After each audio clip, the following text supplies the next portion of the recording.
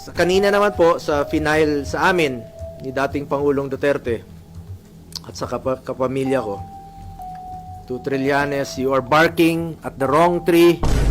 Kung seryoso ka talaga, bakit di mo kasuhan yung mga totoong mga corrupt talaga?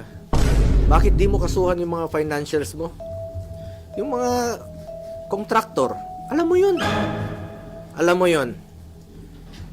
Kita mo na, nakailang buwan na tayo dito sa pagdidinig sa Senado. Ilang hearings na po. Lumalabas naman yung totoo, sino yung mga contractor. Yung talagang may-ari, sila mismo yung may kontrata, sila yung mismong kumikita, sila yung contractor, sila pa yung congressman. Sila yung habulin mo, Trillanes. Ayaw mong habulin dahil financer mo nga.